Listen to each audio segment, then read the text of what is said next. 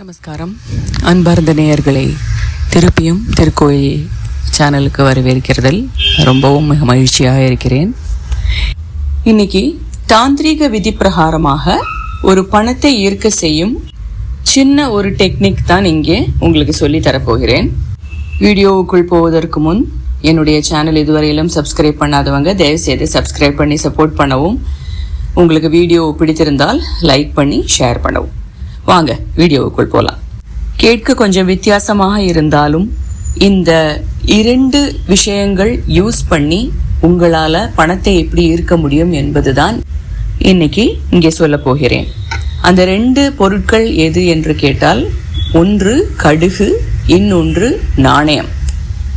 என்னது, கடுகையும் நாணயத்தையும் வைத்து உங்களால் பணத்தை ஈர்க்க முடியுமா என்று ஆச்சரியப்படுபவர்கள் கொஞ்சம் நிதானமாக இதை பண்ணி பார்த்த பின் ஒரு 2 வாரத்திற்கு பின் என் கமெண்ட் பாக்ஸில் கமெண்ட் போடவும்.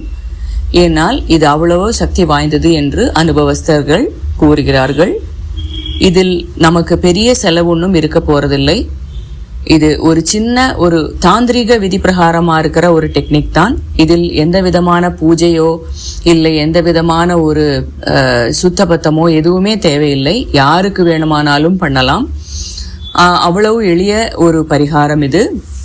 இதை பண்ணி பயனடைந்தவர்கள் நிறைய என்று ஆதாரங்களுடன் நிறைய யூடியூப் சேனல்களில் நம்ம பார்க்க முடியும். அதனால இது பண்ணி பாருங்கள். அதுக்கப்புறம் உங்க அனுபவம் எப்படி இருக்கு என்பது நீங்களே என் கமெண்ட் பாக்ஸில் குறிப்பிடலாம். முன்னே சொன்ன மாதிரி இதற்கு தேவைப்படுவது கொஞ்சமாக கடுகு, அதற்கு பின் நாணயங்கள், 5 ரூபாய் நாணயங்கள். நம்ம வீட்டிலெல்லாம் சமையலுக்காக பயன்படுத்துகிற அதே கடுகு தான் இங்கேயும் நம்ம யூஸ் பண்ண போறோம். ஆனால் சமையலுக்காக எடுத்து வைத்திருக்கிற கடுகிலிருந்து இது யூஸ் பண்ணாதீர்கள். இதற்காக ஒரு 100 கிராம் கடுகு வெளியிலிருந்து வாங்கி அதற்கு பின் இந்த டெக்னிக்கை நான் உங்களுக்கு சொல்லி தருகிறேன். ஆனால் சமையலுக்கு வைத்திருக்கும் கடுகை பயன்படுத்தக்கூடாது. அப்புறம் இந்த கடுகை போட்டு வைப்பதற்குண்டான ஒரு சின்ன பாக்ஸ் அது தேவைப்படும். ஃபேன்சி ஷாப்பில் எல்லாமே ஒரு சின்ன பாக்ஸ், ஒரு 100 கிராம் கடுகு போட்டு வைக்கக்கூடிய அளவுக்கு பெருசான ஒரு சின்ன ஒரு பெட்டி தேவைப்படுறது. Plastic box, plastic container. உங்க வீட்டில் இருக்கிற ஒரு கண்டெய்னரை கூட பயன்படுத்தலாம். ஆனால் அதில் அசைவ உணவுகள் சமைத்து ஸ்டோர் பண்ணி வச்சிருந்திருக்க கூடாது. ஃப்ரெஷ்ஷான பாத்திரமாக இருக்க வேண்டும். அந்த மாதிரி பாத்திரம் உங்க வீட்டிலேயே இருக்கிறது என்றால் யூஸ் பண்ணலாம். அதற்கு பின் நமக்கு தேவைப்படுவது 5 ரூபாய் நாணயங்கள். இந்தியாவில் இருப்பவர்கள் இந்தியாவில் உள்ள ரூபி யூஸ் பண்ணலாம், நாணயங்கள் பைசா யூஸ் பண்ணலாம். இல்லை மற்ற ராஜ்யங்களில் இருக்கிறவர்கள் அதாவது நாட்களில் இருக்கக்கூடிய அந்த காயின்ஸை பயன்படுத்தலாம். கடைசியாக இதற்கு தேவைப்படுகிற மிக முக்கியமான ஒரு விஷயம் என்னது என்று கேட்டால், உங்கள் நம்பிக்கை. இந்த விஷயம் கண்டிப்பாக சக்சஸ் ஆகும் என்கிற நம்பிக்கை தான் இதில் இருக்கிற மேஜர் இன்கிரீடியன்ட்.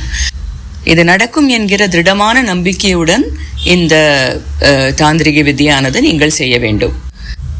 இப்போ அந்த தாந்திரிக வித்தியானது எப்படி பண்ண வேண்டும் என்று பார்ப்போம். முதல்ல இந்த 100 கிராம் கடுகானது கடையிலிருந்து வாங்கினது ஃப்ரெஷ்ஷாக இருக்கிற கடுகை அந்த கண்டெய்னர் ஆனதில் கொட்டி வைக்க வேண்டும்.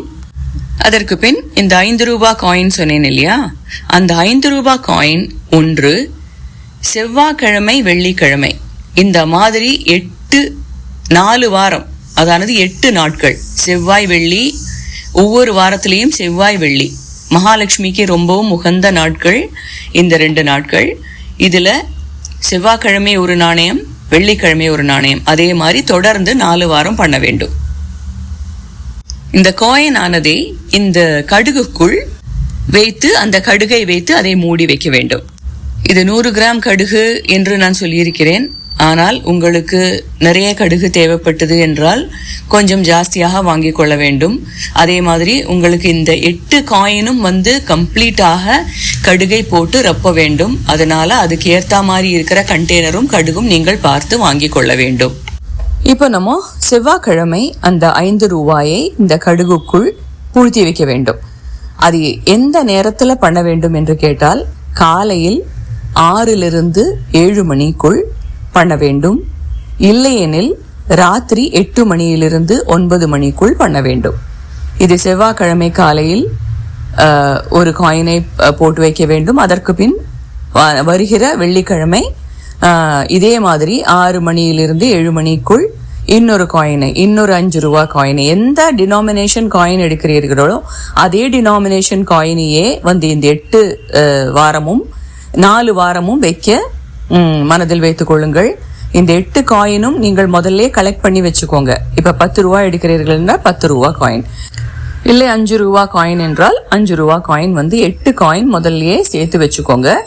அந்த காயின் ஆனது காலையில் குளிக்கணும், அந்த மாதிரி சுத்தமா இருக்கணும்ங்கிற அவசியம் எல்லாம் ஒண்ணுமே இல்லை. ஏன்னா இது வந்து ஒரு தந்திர வித்யை. இதுல வந்து எந்த ஸ்லோகமோ மந்திரமோ இல்லை எந்த தெய்வ வழிபாட்டுமோ இதில் நம்ம இன்க்ளூட் பண்ண போறதில்லை.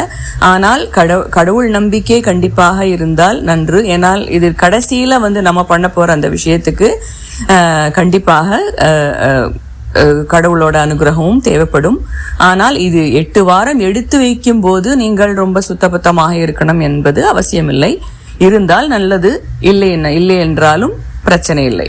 நீங்கள் இந்த டைம் மட்டும் நீங்கள் மனதில் வைத்துக் கொள்ளுங்கள். 6 காலையில 7 மணிக்குள், இல்லையெனில் சாயங்காலம் ராத்திரி 8 9 மணிக்குள் இந்த காயினை இந்த கடுகு டப்பாக்குள் அந்த கடுகை ரொப்பி அந்த காயினை உள்ள வைக்க வேண்டும். இது எடுத்து வைக்கும் போது மகாலட்சுமியை மனதில் நன்றாக ஸ்மரிக்க வேண்டும். மகாலட்சுமி தேவியை மனதில் நன்றாக தியானித்து கொண்டு என்னுடைய இந்த பிரச்சனைகள் எல்லாம் தீர்ந்து நிறைய பணம் என் கையில் வர வேண்டும் என்ற ஒரு பிரார்த்தனையுடன் இதை பண்ண வேண்டும். அந்த பிரார்த்தனை தான் நம்ம மனசுல நம்பிக்கையை ஊட்டும். அந்த நம்பிக்கை தான் இந்த வித்தியின் ஆதாரம் என்பது. அதனால மகாலட்சுமி தேவியை நன்றாக மனதில் தியானித்து கொண்டு இந்த விஷயத்தை பண்ண வேண்டும். இது வந்து நீங்க வேற ஏதாவது கண்ட்ரியில இருக்கிறீர்கள் என்றால் உங்க கண்ட்ரியில் இருக்கக்கூடிய காயின்ஸ் இருக்கும் இல்லையா, அதே ஒரே டினாமினேஷன் காயின்ஸாக 8 காயின் எடுத்து வைத்துக் கொள்ளுங்கள். அந்த 8 காயினையும் இதே மாதிரி ஒவ்வொரு வாரமாக 2 வீதமாக 4 வாரம் இதே மாதிரி தொடர்ந்து பண்ணி வாருங்கள். முக்கியமான விஷயம் என்னவென்று கேட்டால் அந்த டைம் கண்டிப்பாக நீங்கள் கடைபிடிக்க வேண்டும். அந்த டைம் ஆனது மறந்து போகாமல் இருக்க உங்க போனில் அலாம் வைத்துக் கொள்ளுங்கள். இல்லையெனில் யாரிடமாவது உங்களை ஞாபகப்படுத்த சொல்லி வையுங்கள். இது கரெக்டாக 1 மாதத்திற்கு ஃபாலோ பண்ணுங்கள். 4 வாரம் 8 நாள். இது மனதில் வைக்க கொள்ள வேண்டிய இன்னொரு விஷயம் என்னவென்றால் தொடர்ந்து 8 நாள் பண்ண வேண்டும். இதில் எந்த தடையும் இருக்கக்கூடாது. அப்படி ஏதாவது ஒரு நாள் உங்களுக்கு இது பண்ண முடியவில்லை என்றால் திருப்பியும் 1வது நாளிலிருந்து ஆரம்பிக்கும்படி நினைத்து கொள்ளுங்கள். அதுவரையிலும் வைத்த காயினை எடுத்துவிட்டு திருப்பியும் 1லிருந்து ஆரம்பிக்க வேண்டும். இது நடுவில் கேப் விடாமல் 8 நாள் கண்டினியூஸாக 8 நாள் செவ்வாய் வெள்ளி என்று 1 மாத காலத்துக்கு கண்டினியூஸாக ஒவ்வொரு செவ்வாயும் வெள்ளியும் இந்த விஷயத்தை பண்ணி வர வேண்டும் என்பது ரொம்பவும் முக்கியம். பீரியட்ஸ் டைமாக இருந்தால் நீங்கள் அந்த நாட்களில் மட்டும் இன்னொருத்தருடன் அந்த பைசாவை எடுத்து வைக்க சொல்ல வேண்டும்.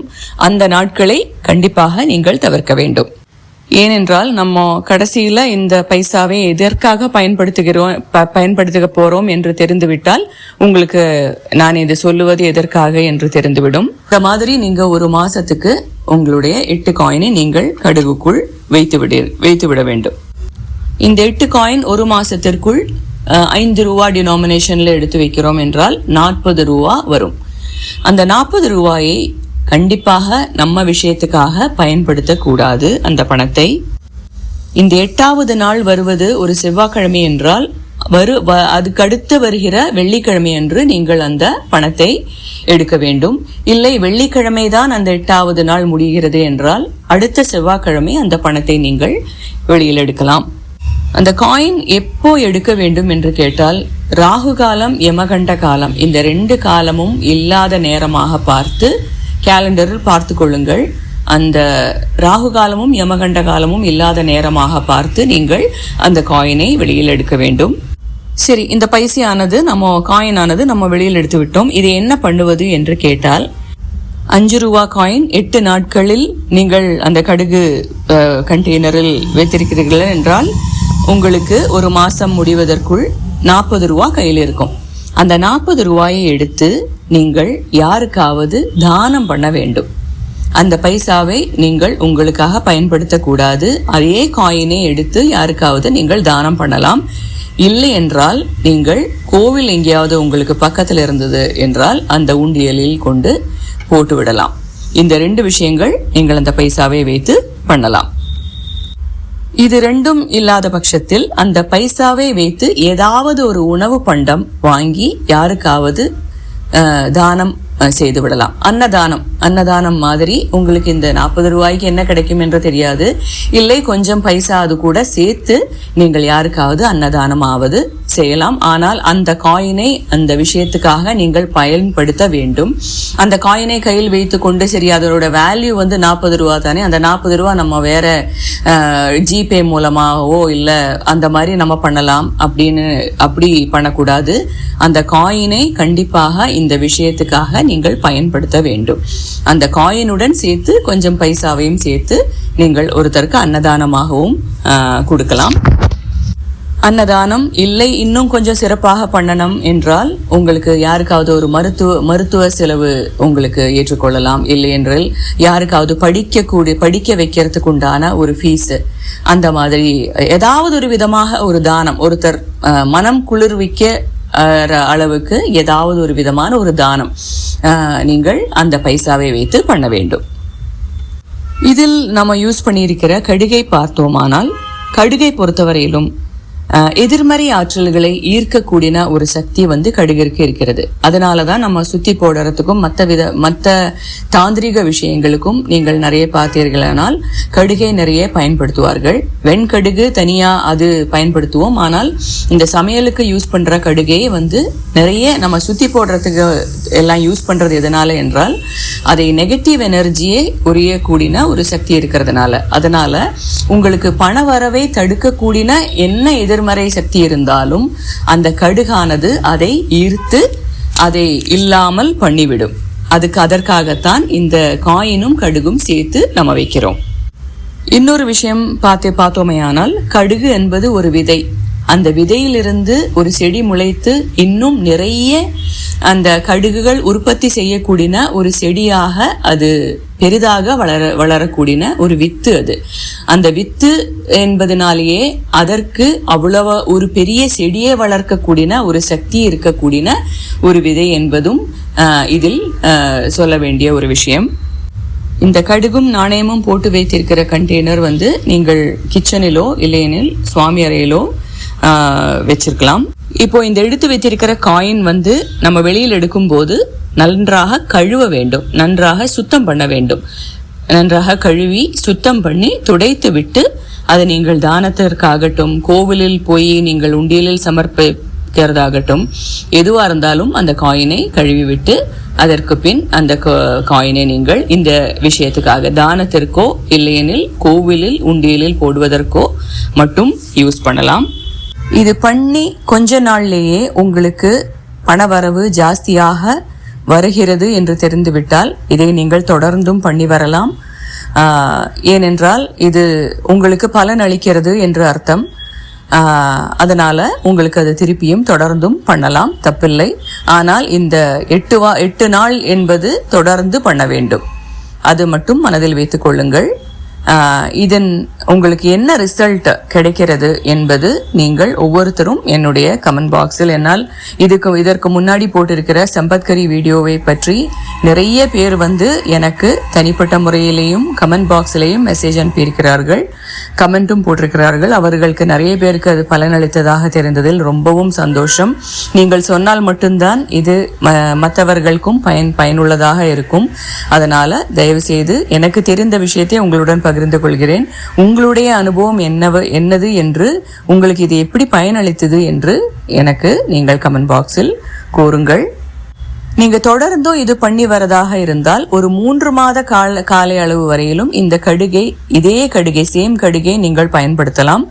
3 மாதத்திற்கு மேல் இந்த கடுகை நீங்கள் பயன்படுத்தக்கூடாது. அந்த கடுகானதை சமையலுக்கு பயன்படுத்தக்கூடாது. அது கால்படாத ஏதாவது இடமாக நீங்கள் சேர்க்க வேண்டும். ஓடும் தண்ணீரிலோ, எப்பவும் சொல்லுகிற மாதிரி ஓடும் தண்ணீரிலோ இல்லை என்றால் ஏதாவது ஒரு செடிக்கு கீழேயோ நீங்கள் இதை நிக்ஷேபித்து விடலாம். தாந்திரீகமான முறையில் ஒரு பணத்தை ஈர்க்கக்கூடிய ஒரு சின்ன எளிதான ஒரு வித்தை தான் இது. இது பண்ணுவது ரொம்பவும் சுலபம், ரொம்பவும் ஒன்றும் சிரமமும் இல்லை, காசு செலவும் இல்லை. ஒரு 80 ரூபாய் இல்லையெனில் ஒரு 40 ரூபாய் மட்டும்தான் நீங்கள் செலவு பண்ண போகிறீர்கள். அதனால இது கண்டிப்பாக பண்ணி பார்க்கவும். இதன் பலன் என்ன கிடைத்தது என்று எனக்கு கமெண்ட் பாக்ஸில் கண்டிப்பாக குறிப்பிடவும். இன்னும் உங்களுக்கு பயனுள்ள ஒரு தொகுப்புடன் உங்களை மீண்டும் சந்திக்கும் வரை நன்றி, வணக்கம்.